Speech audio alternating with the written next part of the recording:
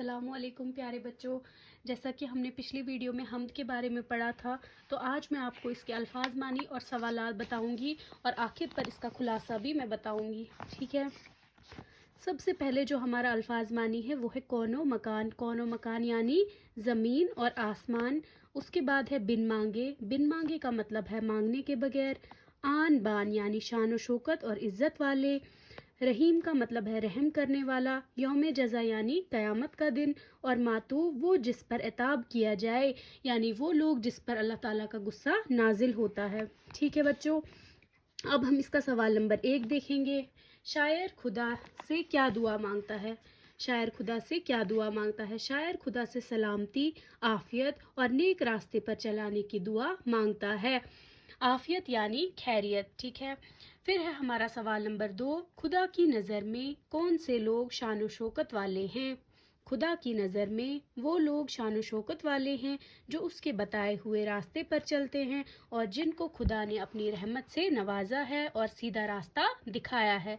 ठीक है बच्चों, अब है हमारा सवाल नंबर 3। शायर किससे मदद मांगता है? शायर खुदा से मदद मांगता है।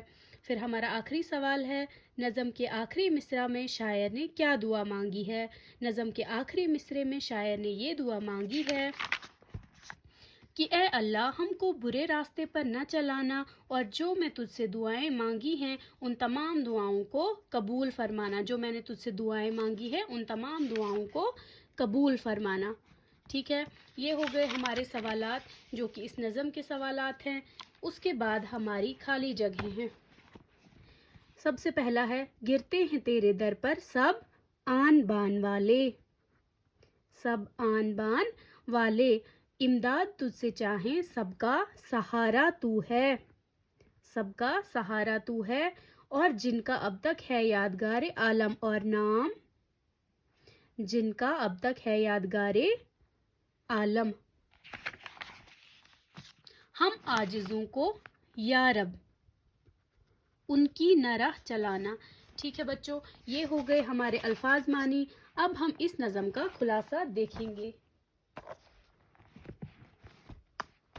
ये हमारा है इस नज़म का खुलासा। ठीक है, ये नज़म जो है, खुलासे में क्या होता है, खुलासे में हर एक सबक जिसका भी हमने खुलासा लिखना है उसमें हमने वो निचोड़ लिखना है, यानी जो कुछ भी उसमें पेश किया गया है वो किसने लिखा है। अगर हम किसी नज़म का खुलासा लिख रहे हैं तो सबसे पहले हमने क्या करना है, उस शायर का नाम लिखना है कि किस शायर की ये नज़म लिखी हुई है। ठीक है, उसके बाद हमने ये बताना है, उसकी शरह करनी है और ये बताना है कि शायर ने इसमें क्या बताने की कोशिश की है और क्या बताया है। ठीक है, नज़म हमद इस्माइल मेरठी की लिखी हुई नज़म है। इस नज़म में शायर ने खुदा की कुदरत को शायराना अंदाज में बयान किया है। शायर खुदा की तारीफ करते हुए कहते हैं कि ए ज़मीन व आसमान के मालिक, ए दो जहानों के मालिक, सब तारीफ़ें तेरे ही लिए हैं। तू अर्श और कुरान का मालिक है। तू बिन मांगे ही हर चीज़ अता करता है। हर कोई तेरे सामने सजदा गो है, यानी हर कोई तेरे सामने सजदा करता है क्योंकि तू रहीम है और तमाम रहम करने वालों से बढ़कर है। ए अल्लाह, तू ही क़यामत के दिन का मालिक है। हर कोई तुझसे ही मदद चाहता है क्योंकि तू ही सबका सहारा है। ए अल्लाह, अब तेरी बारगाह में हमारी एक ही ख्वाहिश है कि तू हमें सीधा रास्ता दिखा और ऐसा रास्ता दिखा जिस पर तेरे परहेजगार बंदे चले हैं और जो तेरी नज़र में इज़्ज़त व शान वाले ठहरे हैं। ठीक है, अल्लाह की नज़र में कौन लोग इज़्ज़त व शान वाले हैं? वो लोग हैं जो अल्लाह के बताए हुए रास्ते पर चले हैं और जिनको अल्लाह ताला ने अपनी नियामतों से नवाजा है। फिर शायर मजीद कहते हैं, ऐ मेरे अल्लाह, हमें उन लोगों के रास्ते पर नहीं चलाना जिस रास्ते पर तेरे नाफरमान बंदे चले और वो गुमराह हो गए। ऐ ताकतवर खुदा, अब तू हम पर इतना रहम करम कर कि हमारी इस दुआ को कबूल फरमा। आमीन। तो ये था हमारा खुलासा। अगर आपको वीडियो अच्छी लगी तो लाइक, शेयर और कमेंट ज़रूर करें। अल्लाह हाफिज़।